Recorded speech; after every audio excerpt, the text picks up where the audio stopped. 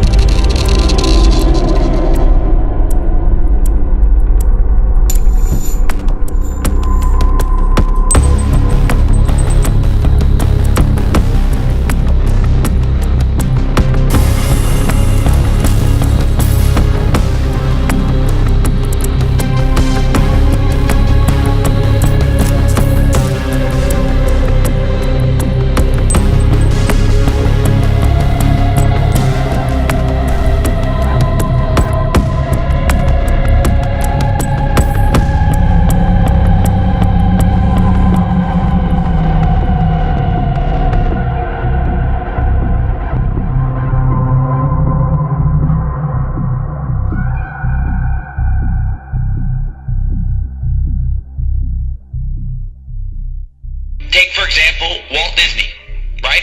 And many people that will preach against the TV, they'll preach against the movies, they'll preach against Hollywood because it's obvious that stuff is bad. But then they'll say, well, we watch Disney movies. And I've been to the home of preachers and Christians who would never watch TV or the movies, but yet they have the whole library of the Walt Disney movies. You know those white plastic cases? And they have them all lined up. And I mean, they have tons of them lined up, scores. I don't know how many there are, but there's hundreds of them. They have them lined up and lined up, and they have their kids watching those movies all day long. I'm going to tell you, I'm going to prove to you right now that those movies are wicked. Say, what? Disney movies? Come on, you're crazy. They're rated G. Well, let's see. First of all, did you know this? Did you know that Disney movies are filled with subliminal messages? Subliminal messages. Now, what are we talking about tonight? Sorcery. What are we talking about tonight? Getting inside your mind and messing with you. Controlling your thought process by supernatural means or demonic means. Hey, I'm going to tell you something.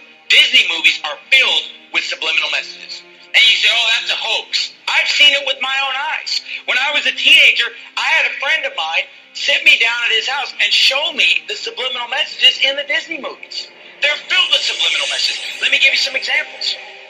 The Lion King, filled with subliminal messages. Okay, all throughout the movie, there are pornographic pictures hidden in the movie. Like you'll be watching the movie, and just for a few seconds, something filthy will come on. Like off to the side, there will be some kind of a, reproductive anatomy will pop up, over here. And then over here, there's this one point where the lion, he kind of goes like this, and a cloud of dust comes up and just spells the word sex. And the word sex is put in the Lion King movie subliminally, literally hundreds of times. Hundreds of times, the shapes on the screen will spell the word. And I've seen it. I mean, I had my friend sit me down at his house and pausing the movie, showing me the word sex popping up on the screen at different times because he knew where they were. And he would show me these things.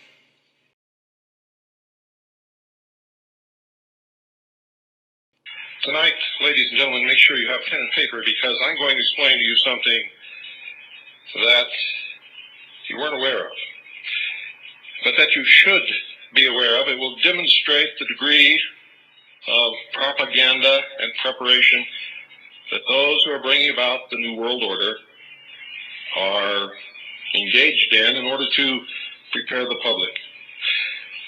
And a good portion of it, ladies and gentlemen, is aimed directly at the children of the world.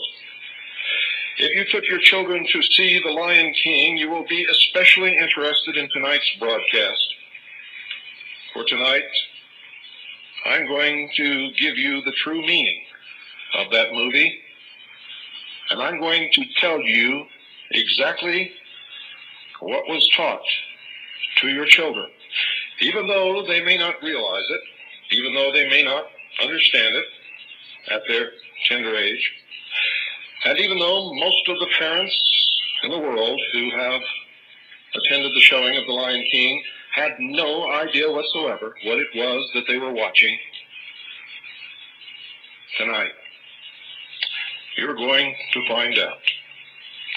And when you do find out, I can assure you, most of you will be angry. Walt Disney was a 33rd degree Freemason of the Scottish Rite. Disneyland in Anaheim, California, has an address of 1313 Anaheim Boulevard. Unless you understand the symbolic meaning of the mysteries and the symbology of Revenge of the Templars, you may not give too much importance to that address, but those of us who know do. Walt Disney was a very famous Anglophile who was in bed with the FBI and the intelligence community and spied for most of his life on his fellow movie makers in Hollywood. We know that in 1958, for 1 year, there was a colloquium of the greatest scientific minds in the United States, gathered over several meetings during that year to discuss the exploration and colonization of the moon and Mars. At every one of those meetings were representatives of the Walt Disney Studios. Now, you may not really understand what this is all about yet, but I can assure you, before tonight is over, you'll understand at least a part of it.